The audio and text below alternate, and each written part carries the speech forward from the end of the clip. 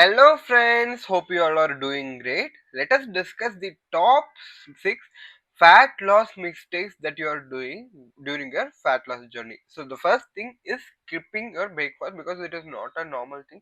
If you skip breakfast, the chances of you getting a gastric or a duodenal ulcer is quite high. And the second thing is like it will lead you to unhealthy stacking because for certain people, if they wake up late, like at 10 o'clock, and if they have their lunch at 12, then it's fine because you don't get much hunger. But for most of the people, they go to office at 8 or 9 and their lunch break is at 2. And if till that time, if you starve yourself, then you get gastric ulcer, or during that time you feel hungry and you drink so much of tea, coffee, or biscuits or other snacks, which again will lead you to unhealthy snacking, or you will overeat at lunch. And the second thing is like starving yourself or dramatically reducing the amount of food which you are taking every day, because it will slow down your metabolism. So why does it slow our metabolism? Suppose let us assume that you need 2000 kilocalories per day for your basic function, but you have gained weight because you every day you are eating approximately around 2200 calories or even more.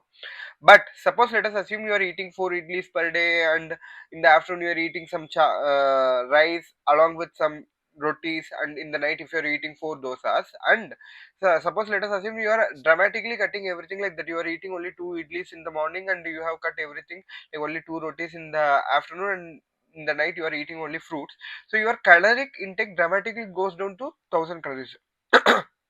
But what happens is there is something which is called as uh, the basic amount of calories which is needed to do the daily function, which is like whether you are doing something or not, your brain is always working, your eyes are always seeing, your heart is always pumping, you have to breathe, your lungs are purifying, getting the atmospheric oxygen, and it is transporting, your lungs are working, your kidneys are working. All these things consume about 70% of your daily energy needs, which is around, if your energy need is around 2000 calories, 1400 calories are just used for that. But right now you have dramatically decreased your calorie intake to 1000 calories, so there is a deficit of 400 calories to do the basic work. So now the basic work anyways cannot be stopped, right? Because the heart has to pump. So what it will do, how it will get the 400 calories, it will dramatically reduce your basal metabolic rate, your metabolism will go down and it will settle at 700 kilocalories. So the rest of the works, whatever the activities you are doing, talking, walking and all these things, this will this will be managed with the 300 extra calories which you had.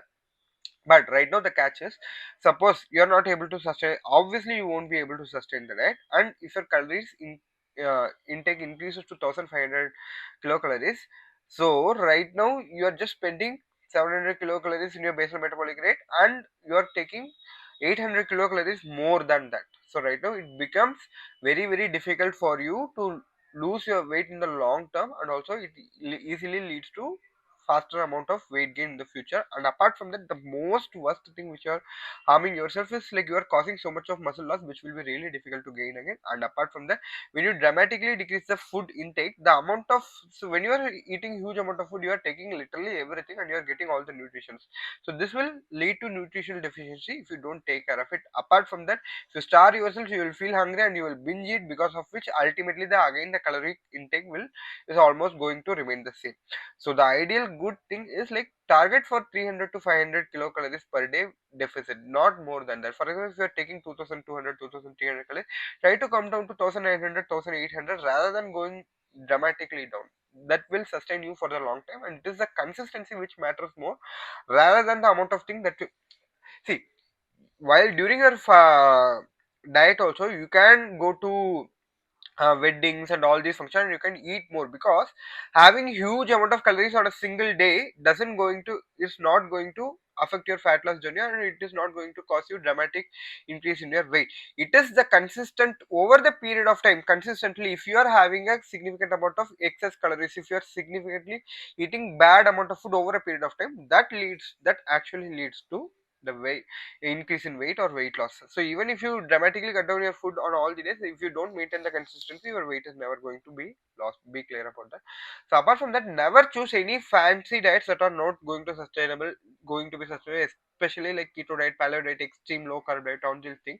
Because like once you stop all these things, you will again gain all the weight which you have lost. And apart from that nutritional deficiency, again I am saying this nutritional deficiency because ultimately at the end of the day everyone is going to lose weight, but you will see their hair has fallen completely, or you will see like they will be having back pain, they will be having leg pain, or they will have lost so much of muscle, they will be, there won't be any strength, they will be feeling so much tired, which is definitely not good at all. Okay, so apart from that, social restriction, whenever you are going to some family functions or along with friends, you are not able to eat anything, which is really not good at all. So fourth thing, choosing exotic diets, especially thinking of foods like quinoa, avocado, olive oil, these are just adding to cost and nothing, no other benefits. All the foods which we have are really equally good in their nutritional value when compared to whatever the foods that is available internationally. And whenever it is a fat loss journey, always choose those foods that are locally available, that are seasonal, and that are cheap. So the simple thing is, if you have caloric deficit, you will have weight loss. It is not, it doesn't matter like whether you are eating exotic foods or the normal foods. The next point, now you will ask me like, if I just maintain the caloric deficit by eating samosa or junk food or Maggie or burger, like will I be able to lose the weight? So again, the next point, the fifth point is neglecting the nutritional value. The diet should contain appropriate amount of protein, fiber, vitamins and minerals, because like you cannot lose your weight just by eating for a burger and all these things. Because if you eat protein, 30% of the energy that is coming from the protein is just utilized during the digestion process of the protein itself.